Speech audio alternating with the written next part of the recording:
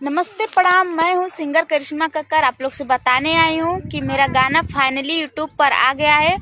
तो आप लोग सुने हैं मेरे गाने को, तो कमेंट में ज़रूर बताइएगा कि आप लोग को गाना कैसा लगा मेरा।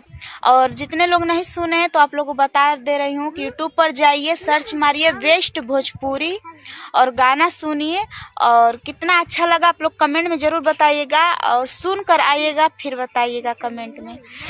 और गाने का नाम है नींबू खरबूजा भइल 2। तो आप लोग जाइए, सुनिए और प्यार आशीर्वाद अपना दीजिए।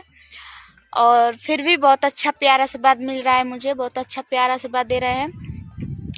और गाना आप लोगों को सुना दे रही हूँ कि दोनों बेरा एकर पूजा भइल, कि नींबू खरबूजा भइल, आए हाय कि नींबू खरबूजा भइल, ओए होए कि नींबू खरबूजा भइल।